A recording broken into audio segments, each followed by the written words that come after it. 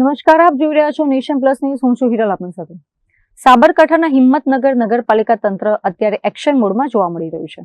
March મહિનો પૂર્ણ થવાના આરે છે ત્યારે પાલિકા દ્વારા વેરા વસૂલાતની ઝુંબેશ તેજ કરવામાં આવી છે. હિંમતનગર નગરપાલિકાએ ચાલુ નાણાકીય વર્ષમાં વેરા વસૂલાત ક્ષેત્રે ઉત્કૃષ્ટ દેખાવ કર્યો છે. પાલિકા વહીવટી તંત્ર દ્વારા બનાવવામાં આવેલી અલગ અલગ ટીમો શહેરના વિવિધ વિસ્તારોમાં ફરીને બાકી વેરાની ઉઘરાણી કરી રહી છે.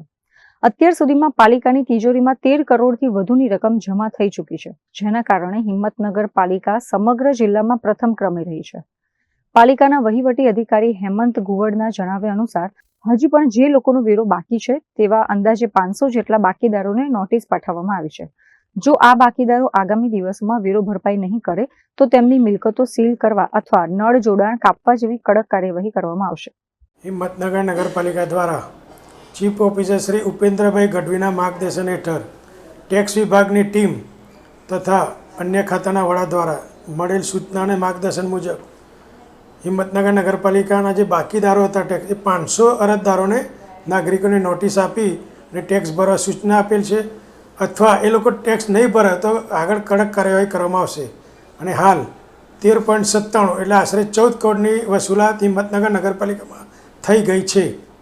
તથા બાકીદારોને ખાસ સૂચના કે 31 તારીખે પણ આખો દિવસ ટેક્સની બારી ખુલ્લી રહેશે, તો આપને તમામ ટેક્સ બાકી રકમ સાથે ભરી જવા સૂચના આપવામાં આવી છે. Jitendra Solanki, nation plus news, Sabarkantha. સમાચારોના સતત અપડેટ મેળવવા માટે અમારી નેશન પ્લસ ન્યૂઝની યુટ્યુબ ચેનલને સબસ્ક્રાઇબ કરો, બેલ આઇકન દબાવો અને જોડાયેલા રહો ફેસબુક, ઇન્સ્ટાગ્રામ અને ટ્વિટર પર.